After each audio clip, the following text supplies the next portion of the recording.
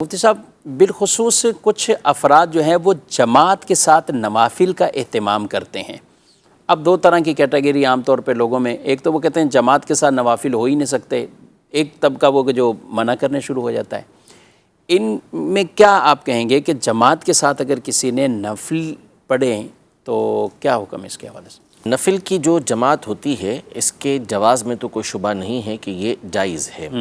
یہاں تھوڑی سی ڈیٹیل یہ ہے کہ جماعت جو نفل کی کروائی جاتی ہے اس کی دو صورتیں ہوتی ہیں، ایک ہوتی ہے تداعی کے ساتھ اور ایک ہوتی ہے بغیر تداعی کے۔ تداعی کا مطلب ہوتا ہے کہ بلانا ایک دوسرے کو، یعنی بلا کر اعلان کر کے لوگوں کو جمع کرنا اور پھر نفل کی جماعت کروانا، اور بغیر تداعی کے یعنی اس طرح بغیر بلائے لوگ اتفاقاً جمع ہوئے اور نماز جو ہے وہ نفل کی ہو گئی۔ اگر لوگوں کو جمع نہیں کیا، ویسے ہی لوگ جمع ہو گئے اور نفل کی جماعت کروائی گئی، تو اس میں فقہاء کرام کا اختلاف ہی نہیں ہے، یہ بالکل جائز ہے، اور صحیح بخاری شریف کی حدیثیں موجود ہیں۔ سیدنا انس بن مالک رضی اللہ تعالیٰ عنہ روایت کرتے ہیں کہ نبی کریم صلی اللہ تعالیٰ علیہ وآلہ وسلم ان کے گھر جو ہے نبی پاک صلی اللہ علیہ وسلم تشریف لے کر آئے، اور آپ علیہ السلام نے کھانے کے بعد جماعت کروائی باقاعدہ، جس میں حضرت انس رضی اللہ تعالیٰ عنہ اور ایک بچے تھے جو ساتھ کھڑے ہوئے، اور پیچھے ان کی دادی جو تھیں وہ کھڑی ہوئی، یعنی وہ نفل کی جماعت تھی جو نبی پاک صلی اللہ علیہ وسلم نے کروائی۔ اسی طرح حضرت اتبان بن مالک رضی اللہ تعالیٰ عنہ کی بھی صحیح بخاری شریف کی حدیث پاک ہے، ان کی آنکھیں کمزور ہو گئی تھی، تو نبی پاک صلی اللہ علیہ وسلم کی بارگاہ میں عرض کی تھی کہ آپ میرے گھر پر آ کر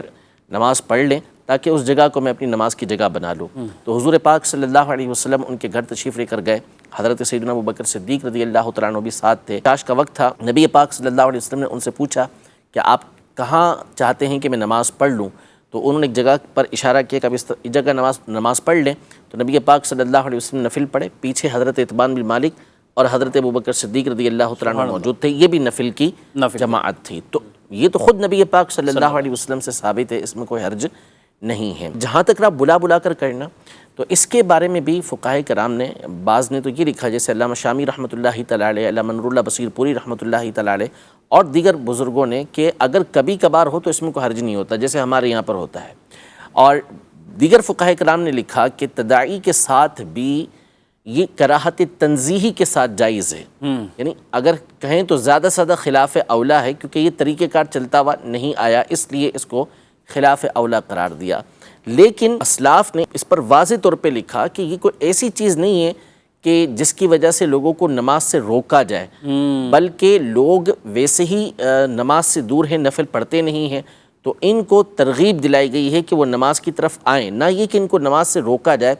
اور اس کی بہت ساری مثالیں جو ہیں وہ فقہاء کرام نے پیش کی ہیں کہ اپنی اصل کے اعتبار سے یہ چیز ممنوع تھی، لیکن حالات کے پیش نظر اور لوگوں کی نماز کی طرف رغبت کم سے کم ہونے کی وجہ سے فقہاء کرام نے اس کی اجازت دی ہے۔ جیسے مثال کے طور پر سیدی عبدالغنی نابلسی رحمۃ اللہ تعالیٰ علیہ، جو پرانے بزرگ گزرے ہیں، وہ الحدیقۃ الندیہ کے اندر ارشاد فرماتے ہیں کہ جنازے کے آگے جو ذکر کرنا ہے، یہ بعض فقہاء کرام نے اس کو مکروہ لکھا کہ جنازے کے اندر خاموش رہا جائے گا، نہیں پڑھا جائے گا، اپنی قبر و آخرت کو یاد کریں گے، غور و فکر کریں گے۔ لیکن پھر اس کے بعد فقہاء کرام نے جب دیکھا کہ لوگ گفتگو کے اندر مشغول ہیں، باتیں کر رہے ہیں،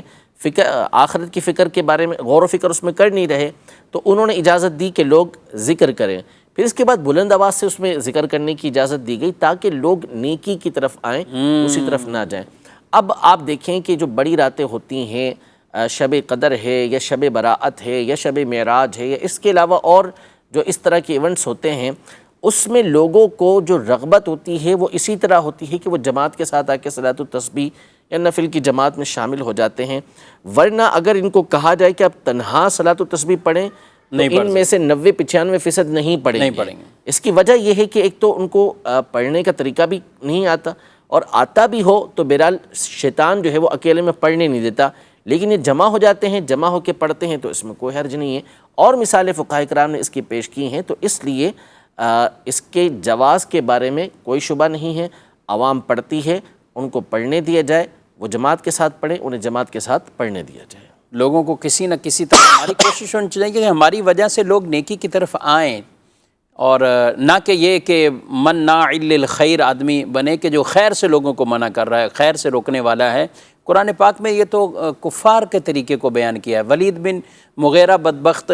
جو تھا، اس کے بارے میں اس کی جو بری صفات اور بری عادتیں، اس میں ایک یہ تھی کہ وہ خیر سے لوگوں کو منع کرتا ہے، خیر سے منع کرتا ہے۔ تو مسلمان کا انداز یہ ہے کہ وہ خیر کی طرف، بھلائی کی طرف دعوت دیتے ہیں، بلاتے ہیں،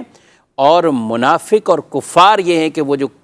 خیر اور بھلائی کے کاموں سے بھی لوگوں کو روکتے ہیں۔ تو بالکل ایسا نہیں ہونا چاہیے۔ ہاں، جو گناہوں میں ملوث ہوتے ہیں، مفتی صاحب اس رات میں بھی جیسے آتش بازی ہے، طرح طرح کے ان معاملات میں ہونا تو یہ چاہیے کہ زیادہ ان کو روکا جائے کہ یہ برائی چھوڑیں، آپ بھی مسجد کی طرف آئیں۔ جو سوچ رکھنے والے ایک طبقہ ہے پورا کہ وہ برائیوں کو روکنے کی طرف کم توجہ دیں گے، ان کو یہ چیزیں زیادہ نظر آتی ہیں اور ایسی چیزوں سے روکنے کی وہ زیادہ کوشش کرتے ہیں، حالانکہ کھلی برائیاں ہو رہی ہوتی ہیں، سیدھی سیدھی واضح طور پہ پتہ ہے کہ بھئی سب کے نزدیک یہ چیز غلط ہے، لیکن اس کے باوجود وہ اس کو نہیں روک رہے ہوتے، اور اس کے برعکس وہ چیز کے جس کے اندر خیر موجود ہوتی ہے وہاں شریعت مطہرہ اجازت دے رہی ہوتی ہے، گنجائش دے رہی ہوتی ہے، اس کو روکنے کے اندر لگ جاتے ہیں۔ تو ایسا کرنا یہ شریعت کے مزاج کے خلاف ہے، شریعت کے مقاصد کے خلاف ہے۔ لوگوں کو خیر کی طرف بلایا جائے گا، خیر سے ان کو روکا نہیں جائے گا۔